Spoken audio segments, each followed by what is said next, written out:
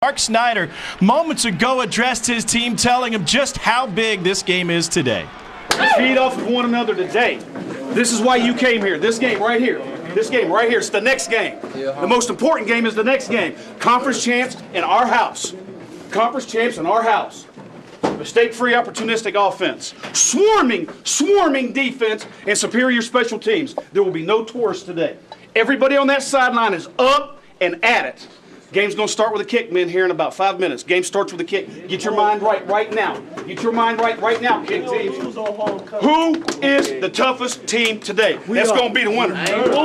Respect! Our Father. Off duties, also the punting duties for East Carolina, and he will get us underway on his homecoming Saturday from Huntington. Darius Marshall from the goal line. Marshall to the 20, and here goes Darius Marshall. The opening kick returned 38 yards to put the Herd in great field position. We see some of the dynamic ability of Marshall right off the bat. Well, we'll start to see that. You see the Marshall starters scroll across the top of your screen. Anderson, flanked by Darius Marshall, will throw on third down. Has time. Now tuck it and run, and nothing but green in front of him. Brian Anderson shows the wheels as he scampers out of bounds at the 28-yard line. The ball, but a 15-yard unsportsmanlike conduct penalty against Darius Marshall brought him backwards. He makes up for it with this sprint. Fantastic vision to take it past midfield and to the 44-yard line. For the Thundering Herd this season, again to number 5, and he's got 6.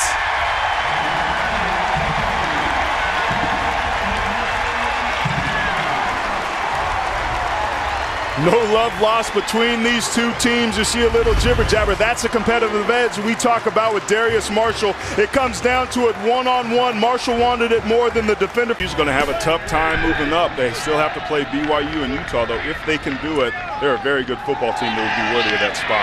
Pinckney got hit as he throws, and it's picked off. A diving grab by Brandon Burns.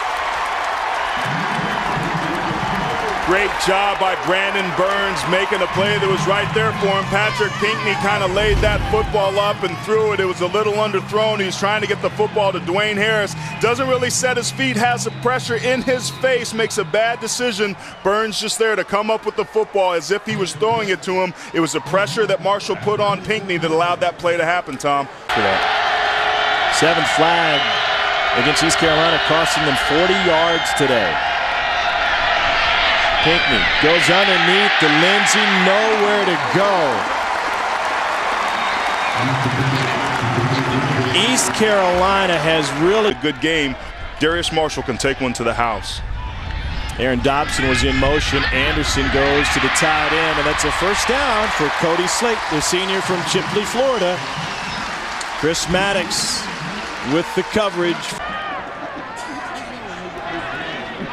Overload big time on the left side of the line.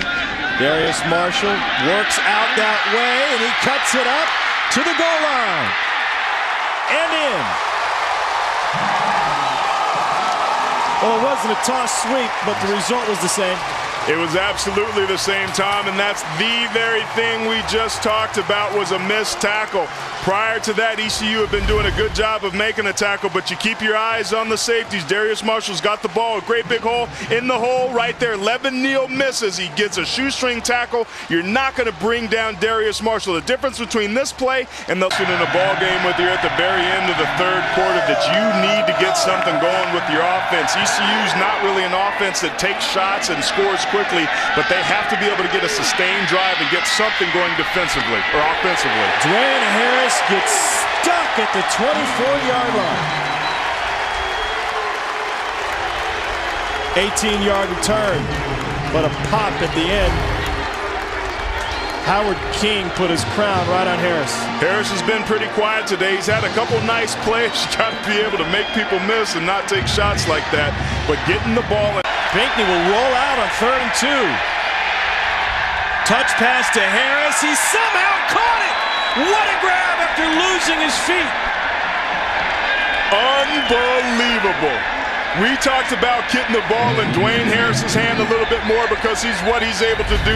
How in the world he gets this ball is unbelievable. Just a simple roll out to the right. Pinckney floats one up, a little bit underthrown, but he stops, rolls down, puts the ball right on the money. Harris comes up with a great catch. It's plays like that that get momentum. So 3rd and 23. Tried to pump fake, and now he just has to chuck this one to the sideline and intercepted. Fancy footwork on the sideline, and ECU gets the takeaway. He was just trying to throw it away that time. That's bad across the board. I don't like it. And what I don't like about it is that you take the ball away from your best playmaker in Darius Marshall because of not only play calling but execution and penalties. But under pressure, you got to be able to throw the ball away. Don't jump up and throw the ball. Step into it, take a shot, but make sure it gets out of bounds where nobody can catch it.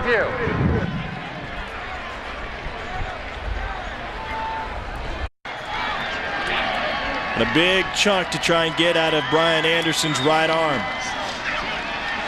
Good coverage downfield. He finds Slate, who worked free against Eskridge, and a first down.